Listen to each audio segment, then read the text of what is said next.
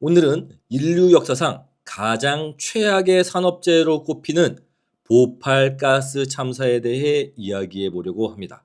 이 사건은 1984년 12월 2일 인도 마디아프라데시주의 보팔에서 발생했는데요. 그 규모와 영향력이 너무나 커서 보팔 재앙 또는 보팔 가스 참사라고 불립니다. 이 끔찍한 밤의 시작은 1984년 12월 2일 밤이었습니다. 보팔시의 주민들은 평소와 다름없이 잠자리에 들었습니다. 하지만 그들은 곧 지옥과도 같은 악몽에 빠져들게 될 운명이었죠. 그날 밤 11시경 미국의 다국적 기업 유니온 카바이드 인도 현지 법인의 농약 공장에서 한 직원이 이상한 점을 발견했습니다. 아이소사이아나 메틸을 저장하는 610번 탱크의 온도가 갑자기 미친 듯이 오르고 있었던 겁니다. 목격자의 말에 따르면 온도계의 바늘이 한 바퀴를 돌았다고 합니다. 상상이 되시나요? 정상 온도를 훌쩍 넘어 계속해서 올라가는 온도계를 보는 그 직원의 공포를 말이죠. 이 아이소사이아나 메틸은 카바메이트계 살충제의 중간 물질이라고 하는데요. 고무와 접착제 생산에 이용되는 물질입니다. 가연성, 맹독성의 액체인데 우리나라에서도 농약의 주 원료로 사용하기도 했었고요. 이 물질을 흡입하게 되면 폐에 물이 차 죽게 되는데 생존한다고 하더라도 체내에 축적되어 유전자를 변형시키고요. 자녀들에게 2차 피해까지 입히는 굉장히 유독한 맹독성의 물질입니다. 인체에 극소량만 흡입해도 치명적인 이 독성 물질을 보관하는 탱크의 온도가 계속 오르고 있었던 겁니다. 안전장치들은 무용지물이 됐는데요. 당황한 공장 측은 즉시 모든 안전 조치를 취하려 했지만 어찌된 일인지 하나도 제대로 작동하지 않았습니다.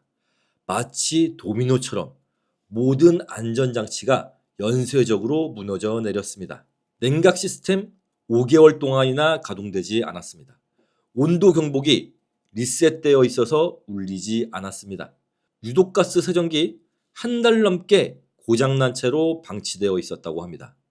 소각 시스템 또한 문제인데요. 파이프가 고장나서 작동이 불가능했다고 합니다. 이런 모든 문제들이 계속해서 보고됐음에도 불구하고 경영진은 이를 철저히 무시했다고 합니다. 그들에게 회사의 이익은 중요했지만 안전은 전혀 중요하지 않았습니다. 결국 12월 3일 새벽 2시 15분 최악의 상황이 벌어졌습니다. 아이소사이아나 메틸을 저장하는 610번 탱크가 결국 폭발했습니다. 무려 42톤에 달하는 이 아이소사이아나 메틸 가스가 대기 중으로 빠르게 유출되기 시작했습니다. 그리고 가스는 남동풍을 타고 주변 마을로 빠르게 퍼져나갔습니다. 평화롭게 잠들어 있던 주민들은 갑자기 숨을 쉴 수가 없어 깨어나기 시작했습니다. 눈과 목이 타들어가는 이 고통에 아이들은 몸부림치기 시작했고요. 거리는 순식간에 아비규환이 됐습니다. 아이가 있는 부모들은 아이들을 안고 그리고 밖으로 뛰쳐나온 사람들은 무작정 달렸습니다. 하지만 그럴수록 더 많은 독가스를 들이마시게 되었죠. 병원도 대혼란이 시작됐습니다. 첫 환자가 새벽 2시에 병원에 도착한 것을 시작으로 단 몇십 분 만에 주변의 모든 병원은 마비 상태에 빠졌습니다.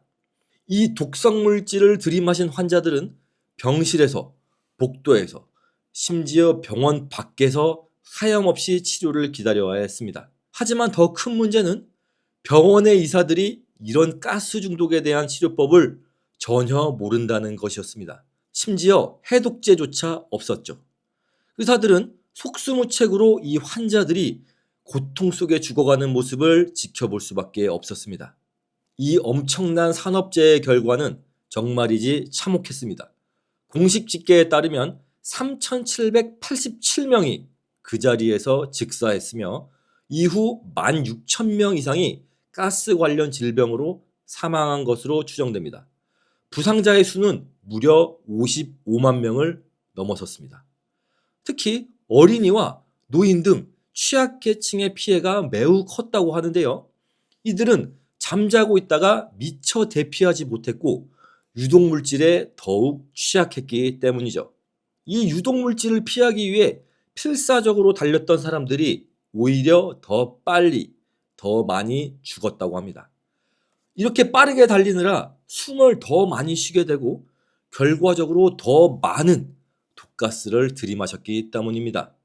물에 뛰어들었다가 오히려 수용 액화된 가스를 마시고 죽은 사람들도 많았다고 합니다. 왜냐하면 이 아이소사이아누아메틸은 물의 6에서 10%가 용해되며 용해될 때 물과 함께 반응하는 수용성 물질이기 때문입니다. 그래서 당시 보팔시의 강에는 이렇게 참혹하게 죽은 사람들의 시신들이 둥둥 떠다녔다고 합니다. 왜 이렇게 많은 사람들이 피해를 입었을까요? 그 이유는 공장 주변에 급격한 도시화에 있었습니다. 공장이 설립된 1969년만 해도 보팔은 매우 작은 도시였고 공장 주변은 그야말로 황무지였습니다. 하지만 이 개발도상국의 특성상 큰 공장이 들어서면 그 주변에 사람들이 모여들기 마련이죠. 불과 몇십 년 전 산업화가 시작된 대한민국의 과거와도 일치합니다.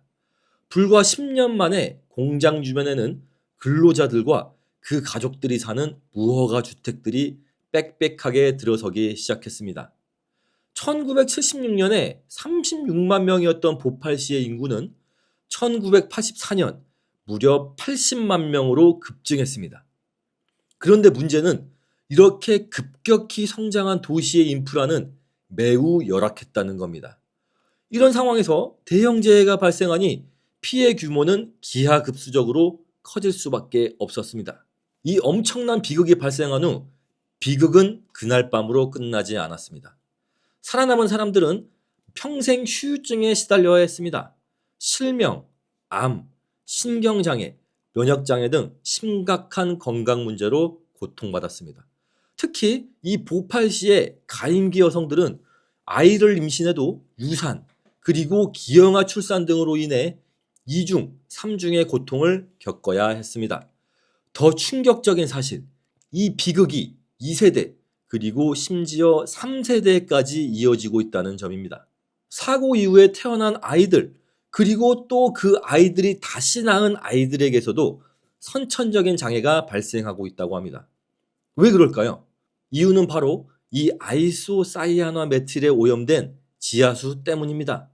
사고 현장 주변의 토양과 지하수가 심각하게 오염되었는데 이 지역에 상수도가 설치된 것이 무려 2010년입니다. 그 전까지 주민들은 이 오염된 지하수를 마시며 살아야 했던 거죠. 많은 개발도상국들이 이런 심각한 위생 문제를 가지고 있는데 우리나라 역시 1960, 70년대 산업화 단계에서 이런 위생 문제를 안고 가야 했습니다. 이런 초대형 안전사고가 났으니 당연히 이 책임자들이 엄중한 처벌을 받았을 거라 생각드시겠지만 현실은 그렇지 않았습니다. 유니온 카바이드는 처음에는 법적 책임을 회피하려 했습니다. 1989년 인도 정부와 재판 없는 합의를 통해 4억 7천만 달러를 지불했는데 이는 피해의 규모를 크게 과소평가한 것이었습니다. 이런 끔찍한 사고가 났으니 당연히 책임자들이 엄중한 처벌을 받고 피해자 가족들은 제대로 된 보상을 받으실 거라고 생각하시겠죠. 하지만 현실은 전혀 그렇지 않았습니다. 인도 정부는 유가족 한 가구당 고작 835달러만 지급했습니다. 우리나라 돈으로 119만 원 정도가 되겠죠. 1인당 피해 보상금 119만 원. 물론 턱없이 적은 돈이라고 생각할 수 있지만 여기엔 나름의 속사정이 있었습니다. 당시의 인도는 지금보다 더한 빈곤 국가였고요. 1984년에 인도 1인당 GDP라고 해봤자 고작 288달러 수준이었습니다. 즉 835달러면 당시 인도인들의 3년치 월급이었던 거죠. 1980년대 초반에는 아프리카에서도 정말 막장으로 취급받는 콩고 민주공화국이나 짐바브웨조차 인도보다 1인당 GDP가 월등히 높았다고 합니다. 이유가 어쨌든 이러한 업보로 말미암아 유니온 카바이드사는 제대로 망했습니다. 이런 대참극을 벌여놓고도 당시 미국인 현장 책임자는 엄청난 망언을 해서 전 인도를 분노하게 만들었는데, 인도인에게 $800가 넘는 돈이라면 그들에겐 너무나도 과한 보상이다. 한 명당 $450만으로도 충분하다. 이런 말이었습니다. 이 말은 인도 전역에 대문짝만하게 보도됐고, 많은 인도인들은 이 말을 한 사람을 죽여버리겠다고 분노했습니다. 결국 그는 본국인 미국으로 달아났지만 결국 해고됐습니다. 어쨌든 이런 이 말도 안 되는 망언 덕분에 이 유니온 카바이드사는 인도 전역에서 그야말로 들끓는 비난과 분노의 대상이 되어버렸습니다. 사고 소식을 들은 당시 유니온 카바이드사의 CEO였던 워렌 앤더슨은 인도 정부가 재앙의 후유증을 감당할 수 있게 도울 기술진들을 꾸려 황급히 인도로 날아왔습니다. 하지만 그는 공항에서 내리자마자 바로 체포 구금되었다고 하는데요. 하지만 경찰서에 구금된 것이 아니라 그의 호화자택에서 가택연금되는 특별 대우를 받았습니다. 앤더슨은 호출되면 언제라도 다시 인도로 돌아오겠다. 인도로 돌아와서 법정에 서서 법적 책임을 달게 받겠다는 약속을 한 뒤 달랑 $2100의 보석금을 내고 강제 출국당했습니다. 그리고 유니온 카바이드사의 주가는 제대로 폭락하고 말았죠. 거기다가 엄청난 이미지 추락과 함께 전 세계적인 엄청난 맹비난을 받으면서 매출은 기하급수적으로 떨어졌습니다. 유니온 카바이드사는 처음에 법적 책임이 없다며 회피하려 했습니다. 1989년 인도 정부와 재판 없는 합의를 통해 4억 7천만 달러, 우리나라 돈 6,700억 원을 지불했는데, 이는 피해의 규모를 크게 과소평가한 것이었습니다. 2001년에 이르러서야 유니온 카바이드는 인도 정부와 함께 피해자들을 위한 병원을 건립하고 건강보험 기금을 조성했습니다. 하지만 이마저도 충분치 않았고요. 많은 생존자들은 지금도 여전히 만성질환으로 고통받고 있습니다. 법적 처벌도 굉장히 미흡했는데요.